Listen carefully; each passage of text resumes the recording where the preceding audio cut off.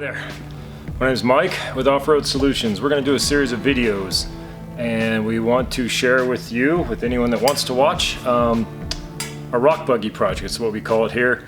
It's a fully hand-built chassis from scratch, more or less, as far as the body and chassis goes. This is all designed in the computer and then all hand-built with our equipment here. This has taken us a long time. This is done mostly on my spare time and some people here and some friends and my wife and those that are willing to help, but it's taken us a long time. We don't get a ton of time to work on this. Part of the reason I want to make this video is sort of an encouragement for others that have a meaningful project they've been working on for a long time. It can be very discouraging when months and years go by and you're not out using it as soon as you originally thought you might have, and that's how I feel. However, a couple things. The work being done, the process of the work is fun, and I hope that's the case for a lot of other people doing their projects. It's been a growing learning experience. This is our first vehicle from scratch like this that we've ever built entirely out of nothing, out of a pile of tubes. So it's a lot of work, and whether it's your first time building something like that or you're a seasoned veteran at it, hoping this video is an encouragement to those who take a while to do that. Also just an encouragement for doing good work, doing it for good reasons. We have a few purposes for this vehicle. I personally and my friends, my family, we've done off-roading for a number of years, anywhere from mild stuff to rock crawling, and it's a bummer to put a lot of time into something that's a full-bodied rig. I've done it myself and go out and destroy it in no time, in one trip.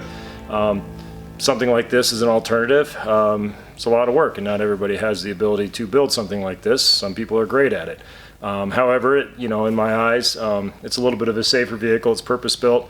The cage protection to passengers, the way in which it's built, could potentially be a little safer than a full-body rig. So I'm looking forward to sharing that with my family, making some memories, having even other family members driving it. My kids are getting old fast.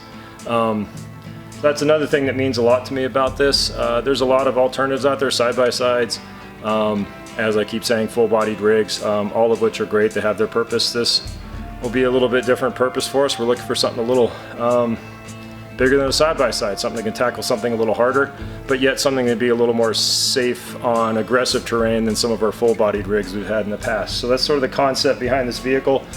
We took a Toyota 3.4 5EZ engine, R151 transmission, dual transfer case, diamond front axle, customized rear axle, all of which actually happened to be in a previous full body crawler of ours, and we've moved it over to this vehicle.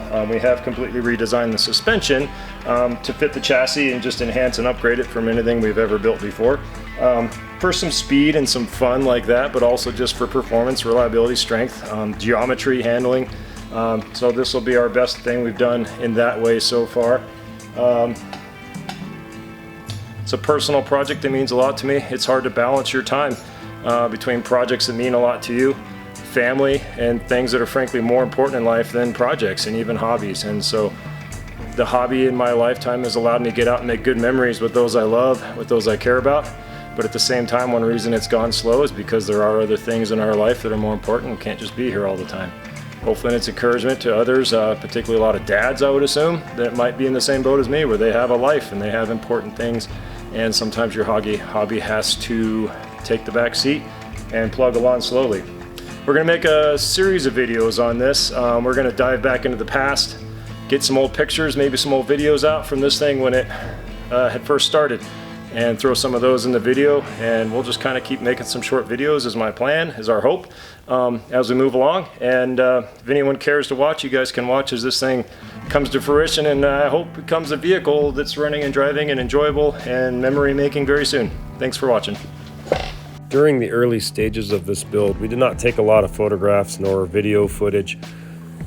For the first parts of this build and this document in this series, we're going to breeze through it pretty quick since we don't have a lot of footage to show.